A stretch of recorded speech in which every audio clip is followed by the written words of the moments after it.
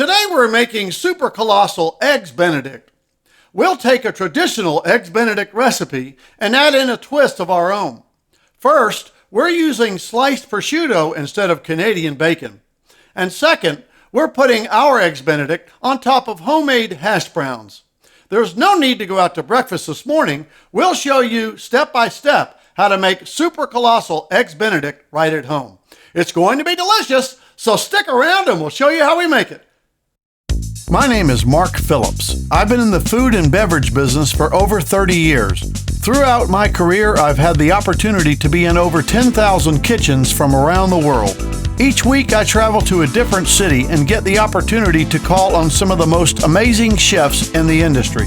The Kitchen of Chef Mark is a channel dedicated to showing you how you too can make fine dining, restaurant quality food right in your own home. We'll travel together, we'll cook together, and we'll have some fun along the way.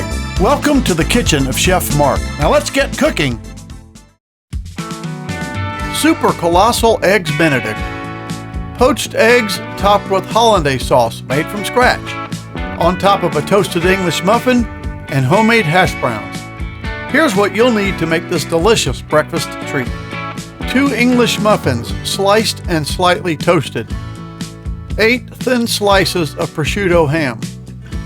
2 whole eggs. 4 egg yolks. 1 ounce of lemon juice. Salt, pepper, and paprika. 1 stick of unsalted butter. 1 ounce of chopped chives. And a pinch of chopped parsley.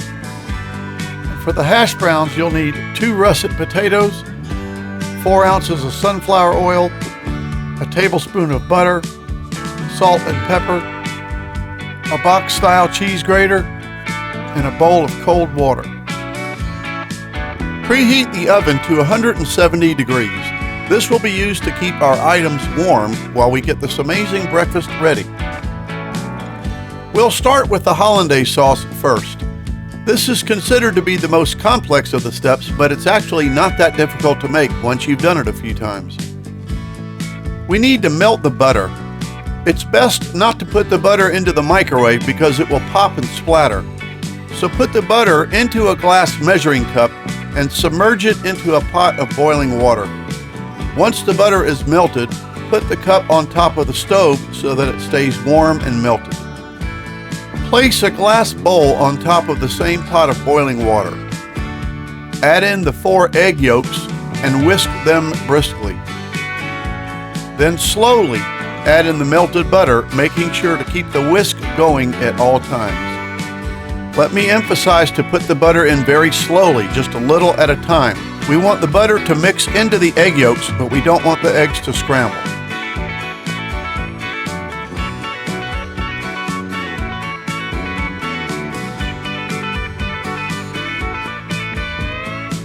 Add in the lemon juice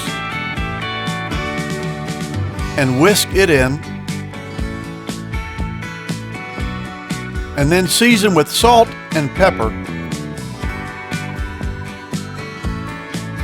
and whisk that in briskly until the hollandaise sauce is smooth and starts to thicken. The tricky part with hollandaise sauce is that it will get thick and turn into scrambled eggs if you're not careful. We'll add in a little cream and even some water over the next few minutes to help the hollandaise sauce stay liquefied. Turn the heat off and leave the hollandaise sauce in the bowl on top of the pot of hot water so that it stays warm. Whisk it every few minutes so that it does not separate. Let's get our English muffins ready. Butter the English muffins and put them in the toaster oven for a few minutes until they are slightly toasted. To get the eggs ready, bring another pot of water to a boil and add in 1 ounce of white wine vinegar. Give the water a stir to create a whirlpool effect. These 2 steps keep the egg together once it's placed into the water. Lower the heat and gently place in the whole eggs one at a time using a cup or small bowl. Let them cook for 2.5 minutes. Using a slotted spoon, gently remove the eggs from the water and put them onto a plate with a paper towel to absorb the excess water. For traditional Eggs Benedict, you're now ready to plate your dish. Place the toasted English muffin onto your plate Add the sliced prosciutto, and then the egg, and top it with the hollandaise sauce. Sprinkle it with paprika and fresh chives, and you're ready to serve. For our super colossal Eggs Benedict, we'll make homemade hash browns to go underneath the Eggs Benedict. So place the plate into the oven to stay warm while we make our hash browns. In a small skillet, pour in the sunflower oil and add in a piece of butter. Turn the heat to medium-low. Peel the skin off of the russet potatoes and place them into the bowl of cold water. Using your box-style grater, begin to grate the potatoes, similar to how you would grate fresh cheese. We'll use the rounded slots so that the potatoes come out in long slices. Let the grated potatoes fall into the cold water. Once the potatoes are all grated, rinse the potatoes in water a few times to get the starch out.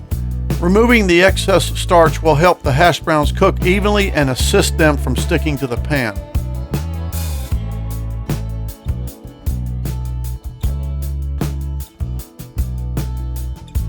Squeeze out the excess water from the grated potatoes and place them onto a plate with paper towels. You can also use a clean hand towel or a cheesecloth if you have it. Pat them and remove as much of the moisture as you can. By now, the skillet of oil and the tab of butter should be hot. Add in half of the grated potatoes and push them down into the oil and cover it with a lid. Cook them for 5 to 7 minutes until golden brown and crispy. Then flip them over and cook them the same way for another 5 or so minutes.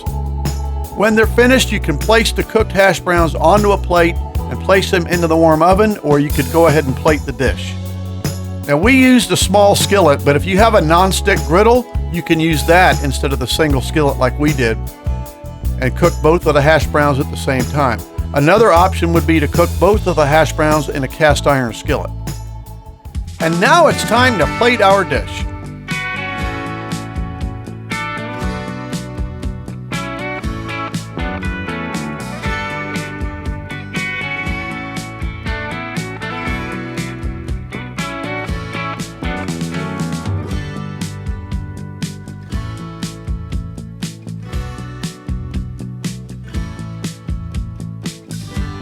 And there it is! Super Colossal Eggs Benedict with a twist. Toasted English muffins with sliced prosciutto de Parma ham, delicate poached eggs, topped with tangy hollandaise sauce, and garnished with paprika and chives. It was delicious! Until next time, bon appetit!